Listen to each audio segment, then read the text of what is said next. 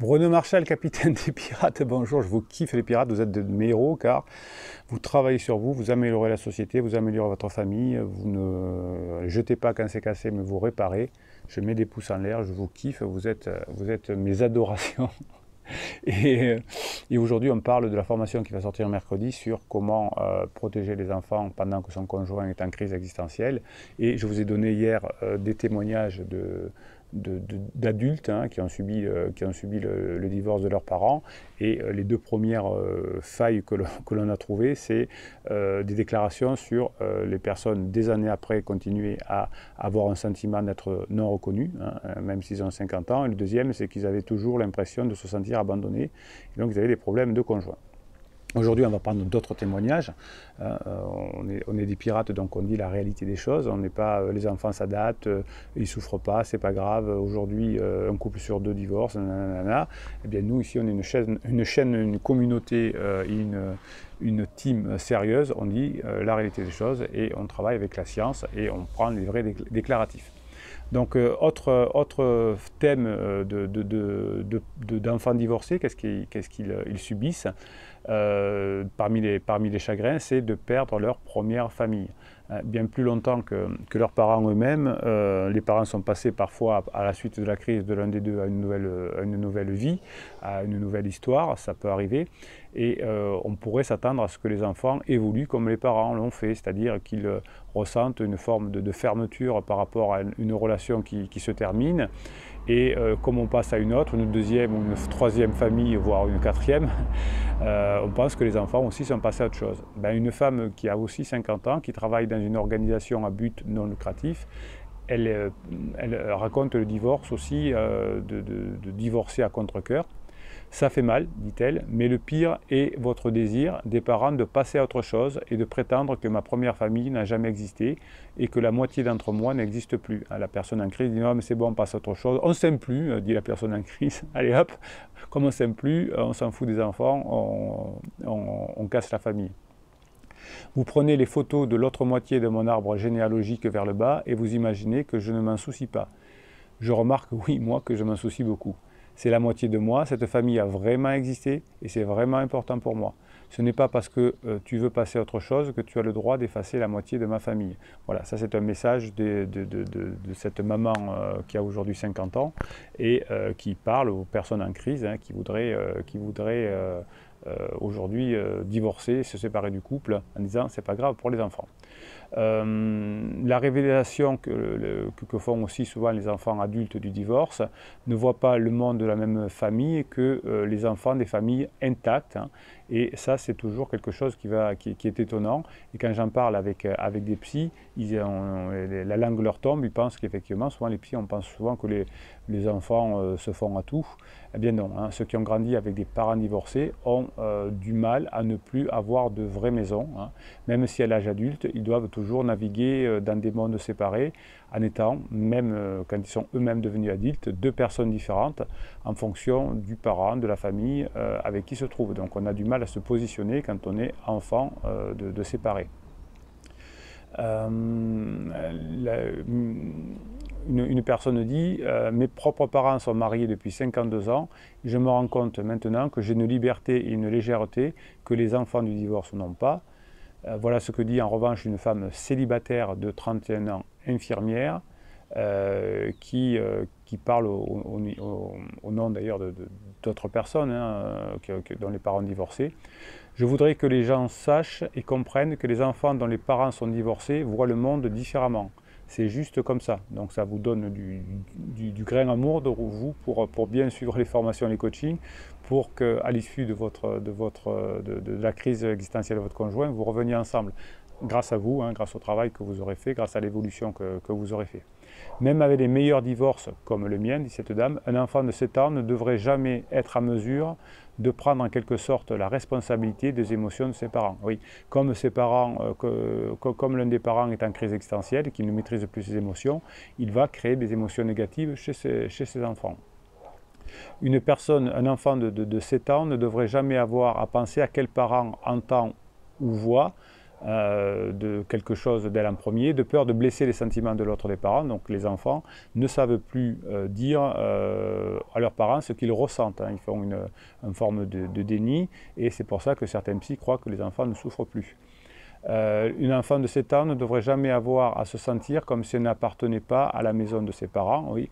Donc, comme je vous dis souvent, c'est comme vous allez gagner, comme vous allez suivre les formations et les coachings. Formation coaching, c'est d'ailleurs en descriptif de cette vidéo. Le coaching, c'est 1 heure de coaching et 15 jours de suivi, plus des options avec des formations offertes parfois.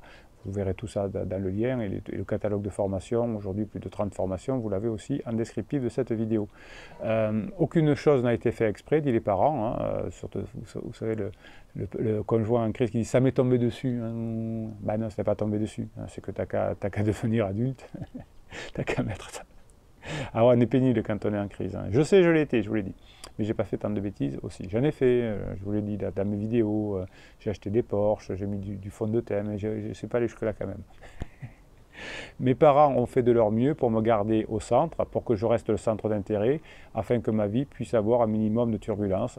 Mais ça n'a pas empêché de beaucoup souffrir quand même. Oui, alors souvent on dit oui, mais si on s'occupe des enfants, si on les met au centre, ça va bien se passer. Non, ils souffrent quand même. Alors je vous explique dans la formation qui sort mercredi, évidemment, ce qu'il faut attendre des enfants et qu'est-ce qu'on doit faire pour qu'ils passent le meilleur moment avec vous pendant que votre conjoint est en crise, pour qu'il n'ait pas de soucis plus tard. Je vous l'explique dans la formation, mais même avec la formation, vous verrez que vous aurez des résultats exceptionnels, mais que si vous ne revenez pas ensemble, eh bien, vos enfants souffriront aussi. L'infirmière a poursuivi en décrivant la confusion souvent réservée aux enfants d'un divorce à l'amiable facile. Pour moi, le fait même que mes parents aient travaillé si dur pour être courtois et gentils les uns avec les autres était quelque peu déroutant. Je veux dire, mes parents s'entendent si bien, ils s'écoutent, ils font des plans, ils font des choses. Pourquoi ont-ils divorcé s'ils ne travaillaient pas si dur par la suite? C'est presque comme si le divorce n'avait pas de sens. Oui, voilà. Donc vous allez récupérer votre conjoint et vous ne faites pas comme disaient les psys, où il faut bien s'entendre, il ne faut pas se disputer devant, et du coup les enfants le prennent bien. Vous voyez que même quand on fait des efforts pour ne pas se disputer devant, ce que les enfants veulent, c'est que vous reveniez ensemble, et vous savez le faire grâce aux formations et au coaching. Vous avez une grosse responsabilité, vous avez le bonheur de vos enfants plus tard, mais avec la communauté, avec la team, vous n'êtes pas seul. Vous avez des commentaires, vous avez des pouces en l'air sur ces vidéos, mettez des commentaires, vous faites aider du coup. Vous avez le canal Telegram avec les mèmes, je vais vous en lire quelques-uns. Les mèmes, c'est des images avec des petites photos, et je vous fais 2 vidéos par jour et une formation par semaine. Bien oui, c'est avec tout ça, vous ne faites pas ce qu'il faut pour récupérer votre conjoint et que vos enfants ne souffrent plus. Je ne sais pas ce qu'il faut faire de plus. Allez, on est une bande de pirates, on est une team, on ne lâche rien. Alors je vous donne quelques mèmes issus du canal Telegram Bruno Marchal. Vous pouvez aller sur Telegram, vous cherchez le canal Bruno Marchal, c'est gratuit.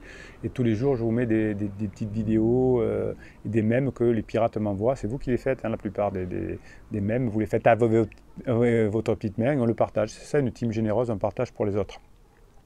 Alors là, c'est une phrase, un petit mème qui est assez connu, mais j'aime bien.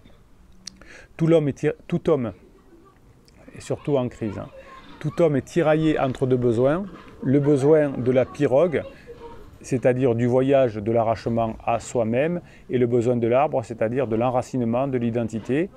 Et les hommes errent constamment entre ces 2 besoins, en cédant tantôt à l'un, tantôt à l'autre, jusqu'au jour où ils comprennent que c'est avec l'arbre qu'on fabrique la pirogue. C'est exactement ça. En crise, on est attiré par l'extérieur, c'est la force d'attraction, et une force d'enracinement que j'appelle la propulsion. Donc votre conjoint en crise est tiraillé pour aller voir ailleurs, c'est la force d'attraction, mais s'il n'y a pas une forte propulsion, c'est-à-dire que si ça se passe bien dans le couple, s'il n'y a pas trop de conflits, etc., eh bien, il n'y aura pas assez d'énergie pour partir. La propulsion, c'est les interdits, vous avez une formation sur les interdits. Si vous évitez de faire les interdits, eh bien, la personne ne va pas partir, voire revenir. Crois en toi et tu voleras haut, peu importe ce que les gens disent et combien de temps cela prendra, sois vrai, sois fidèle à toi-même et suis ton cœur. Voilà, vous êtes un pirate, vous êtes vrai, vous êtes fidèle, vous avez du cœur, vous vous entretenez, vous mettez des commentaires, vous mettez des mèmes, et ensuite on est au top du top. Et c'est pour ça qu'on fait mieux que les autres. Voilà, c'est comme ça. Tu auras la patience et la force d'attendre ce que tu veux vraiment. Tout va bientôt se mettre en place, la vie a un plan pour toi. Très bien, hein, tu auras la patience, vous avez une formation sur la patience. Vous avez un allié, c'est le temps. Voilà. Et si vous êtes patient, le temps vous aidera. La force d'attendre, la patience, ce que tu veux vraiment. Mais on ne lâche pas. Des fois, on dit je ne sais plus parce qu'il m'a saoulé. Oui, ben oui, il y a des tops, et il y a des ups et des downs chez votre conjoint. Vous ne lâchez rien. Tout va bientôt se mettre en place. Si vous passez du temps à vous former, à passer du plaisir, etc., le temps vous passera rapidement. Passera rapidement parce que quand votre conjoint est en crise, si vous ne faites pas ce qu'il faut, le temps va vous paraître très long. Oui, bientôt tout va se mettre en place si vous êtes patient. Et si vous êtes patient, vous allez mettre des pouces en l'air, des commentaires, vous allez vous entraider. C'est pour ça que ça va aider votre patience.